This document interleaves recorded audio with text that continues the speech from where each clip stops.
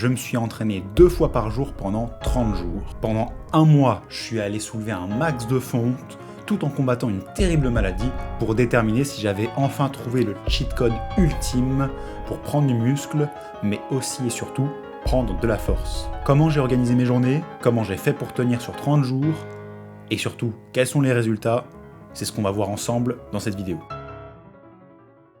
D'abord, on va commencer par une question simple. Pourquoi est-ce que j'ai décidé de faire cette expérience ? Je suis un pratiquant de powerlifting. Pas un niveau professionnel certes, mais je pratique le powerlifting. Et dans ce domaine, les séances sont très longues, forcément. Les temps de repos sont longs puisqu'on est sur des gros exercices, des grosses charges. Bref, vous connaissez la chanson. Et ça fait souvent des séances de 2 ou 3 heures, voire parfois plus. L'avantage de scinder les séances en deux, ça fait que les séances sont plus courtes. C'est aussi simple que ça. J'en avais marre des séances trop longues, et donc je me suis dit, je vais essayer de trouver une solution. Il y a aussi un autre avantage à ça, c'est que quand vous séparez vos séances en deux, chaque séance sera moins fatigante parce que moins longue, et donc vous aurez plus de performance sur chacune des 2 séances. Et comment est-ce que j'ai mis ça en place ? J'ai organisé ma semaine en 5 jours d'entraînement pour 10 séances au total. Et j'ai fait un bloc de 4 semaines. Ce qui fait, si vous avez fait les calculs, un total de 40 séances. J'avais ma partie power le matin et ma partie plus hypertrophie, isolation l'après-midi. Sur ma semaine, j'avais 4 fois du bench, 3 fois du squat et 3 fois du deadlift. En fin de vidéo, je vous dirai si c'est bien d'en faire autant. Mais il y a une question hyper importante qui s'est posée. Comment faire autant de volume sans rentrer dans ce qu'on appelle le surentraînement ? Il faut une excellente gestion de l'intensité sur chacun des exercices. C'est nécessaire d'avoir pas mal d'expérience dans le domaine de la musculation ou du powerlifting, donc je déconseille ça aux débutants.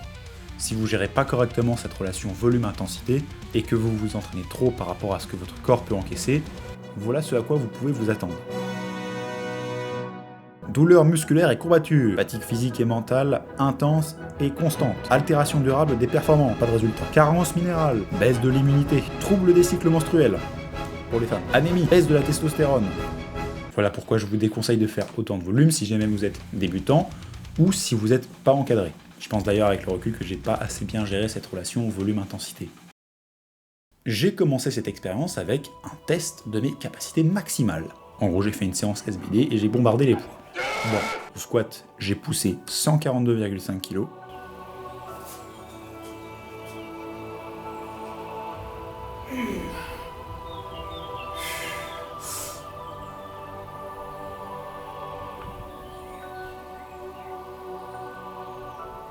Au bench, 90 kg.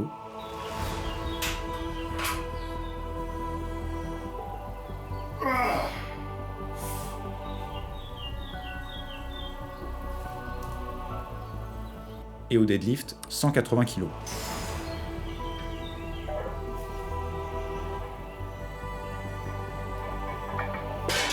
Ce qui nous amène à un total de 412,5 kg. Franchement, j'ai été très content de mes perfs, parce que c'est proche de mon objectif de 450 kg d'ici octobre. Par contre, j'étais pas très content de comment elles étaient passées. Je dis ça, mais c'est pas valable pour le squat, où il n'y avait pas grand chose à dire niveau technique. En tout cas, j'ai pas ressenti de défaut vraiment majeur. Par contre, au bench, la technique c'était la kata, et je saurais pas dire pourquoi, mais juste en termes de ressenti, c'était la kata. Et au deadlift, pareil, kata, mais je sais pas trop pourquoi. Et c'est sur ces performances que commence réellement mon expérience. Pour les premiers jours, j'avais des bonnes sensations, forcément les charges étaient encore légères, donc ça allait très bien. Et pour les séances de l'après-midi, j'avais beaucoup d'énergie, et surtout elles étaient rapides. Donc ça fait que j'avais envie de me donner un peu plus sur chaque exo. Par contre, je l'ai noté tout de suite, c'est un peu chiant d'aller 2 fois à la salle pour s'entraîner. En termes d'organisation des journées, c'est compliqué, parce que ça fait 2 coupures dans la journée. Puis même, quoi, tu t'es donné le matin, y retourner l'après-midi, ça fait un peu... je sais pas, moi ça m'a un peu dérangé. Mais bon, clairement, les premiers jours sont loin d'être les plus durs. Après quelques jours, j'ai noté un point très positif. Vu que j'ai beaucoup de volume au squat, au bench et au deadlift, ma technique s'améliore à une vitesse phénoménale. Elle est mieux optimisée, mais elle est surtout répétable. Même au bench, qui est un peu ma bête noire. Et en vrai, c'est logique. Plus on a de volume, plus on a la possibilité de faire du travail technique, et donc plus notre technique s'améliore. Petit bond en avant, on arrive aux jours 12 et 13. Je suis parti à un événement sportif dans les Vosges, donc j'ai pas pu faire mes 2 séances, malheureusement. et en rentrant, je sens qu'il y a quelque chose qui va pas. J'ai comme une sensation désagréable dans la gorge. Et là, je me dis, bon, c'est un mal de gorge, chiant de s'entraîner avec un mal de gorge, mais bon, on va le faire quand même. Et le lendemain matin, au jour 15, qui était un SBD au passage, j'ai pas vraiment de problème. Je suis un peu fatigué, mais globalement, ça va bien. Pour moi, à ce moment-là, c'était le dieu du powerlifting qui m'accordait sa grâce. Mais j'ai quand même décidé d'y aller mollo. D'ailleurs, petit tips, quand vous êtes malade, c'est pas une mauvaise idée de s'entraîner. Par contre, il faut y aller mollo, hein, il faut y aller avec une intensité faible. Et là, arrivé le midi, raide. Tu me demandais 2 plus 2, je savais pas quoi répondre. Cloué au lit toute l'après-midi, explosé, aucune réflexion possible, la catastrophe. Mais surtout, à ce moment-là, je savais pas combien de temps j'allais rester dans cet état. Et si c'était une bonne idée de continuer l'expérience. C'était au moment de ma vidéo sur la périodisation, et c'était la 2e semaine du programme. Donc je savais pas trop ce que ça allait donner pour la suite. Mais j'ai décidé de continuer, jusqu'au bout, parce que c'était l'objectif que je m'étais donné. Alors tous les matins, et tous les soirs, j'ai sué. J'ai beaucoup sué d'ailleurs parce qu'il faisait chaud assez souvent. J'ai donné ce que j'avais pendant 1 mois, et quand la mort est venue frapper à ma porte, c'est moi qui l'ai achevé. Et après 30 jours, il était temps de voir les résultats. Bon, j'ai dit 30 jours, mais en fait c'était 28. Si vous avez suivi, 4 semaines, 4 x 7, 28. Ce challenge a commencé le 13 mai 2025 et s'est conclu le 10 juin de cette même année. Mais bon, ce que vous attendez depuis le début, c'est combien de kilos j'ai ajouté sur la barre en 30 jours? Et bah, voilà les réponses. Pas beaucoup. En fait, il y a même eu moins, il y a eu une diminution du total.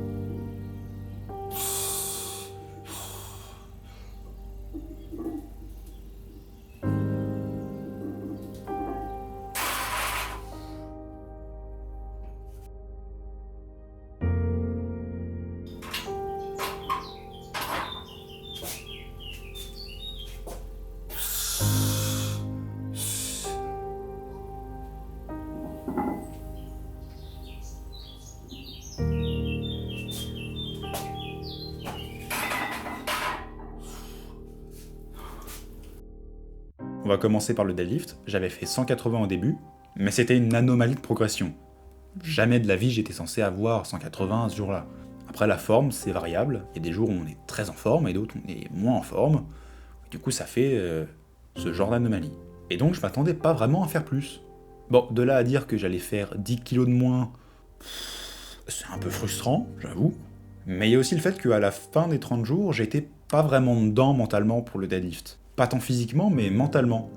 Et l'aspect mental en powerlifting, il est super important. Et donc je pense que c'est la raison pour laquelle j'ai fait une moins bonne performance au deadlift. Peut-être qu'il y a eu le temps de la séance qui était trop long, peut-être qu'il y a eu la chaleur qui était trop présent, parce que moi j'aime pas quand il fait chaud. Mais en tout cas, c'est comme ça. Par contre, point positif quand même, niveau technique, c'était beaucoup plus propre à la fin du challenge qu'au début. Mais ça, j'en parlerai juste après. Au bench, il n'y a pas eu d'augmentation, mais j'ai eu des bien meilleures sensations, et une bien meilleure technique.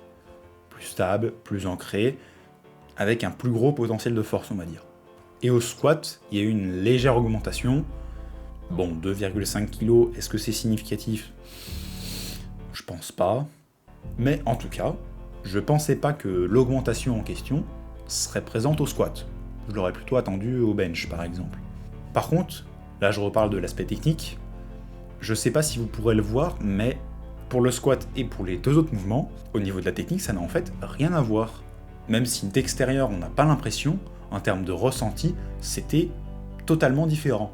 J'étais plus stable, j'étais plus gainé, et j'avais l'impression que avec cette technique-là, je pouvais développer plus de force. Je tentais tout simplement que c'était une très bonne technique, même si c'était des charges importantes. Finalement, est-ce que je recommande cette méthode? Eh bah, pas à tout le monde. En fait, je le recommanderais pas à la plupart des gens. Comme je l'ai dit au début, ça demande une excellente gestion de l'intensité. Donc si vous n'êtes pas un powerlifter expérimenté ou que vous n'êtes pas encadré, bah, je le recommanderais pas. Aussi, ça demande une organisation des journées qui est particulière, on va pas se mentir. Si vous habitez assez loin d'une salle de sport, ça va être compliqué. Si vous avez une activité professionnelle qui vous prend beaucoup de temps, ça va être compliqué. Par contre, il y a pas mal d'avantages.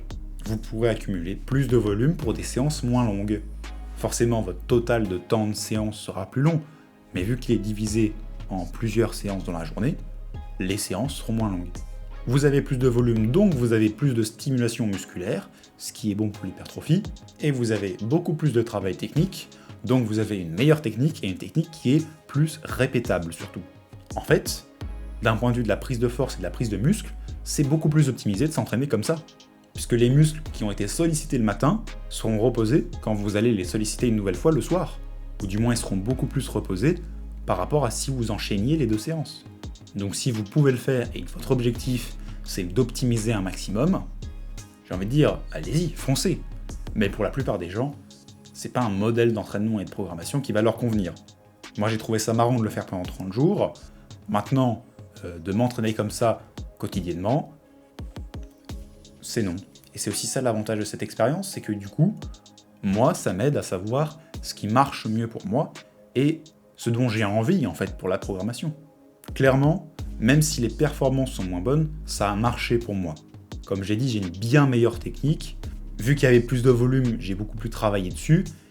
Et clairement, là, actuellement, j'ai une technique perfectible, certes, mais excellente quand même. Bien sûr, en toute modestie. Éventuellement, ce que je pourrais vous conseiller, c'est d'essayer, si vous en avez le temps, et surtout si vous en avez l'envie.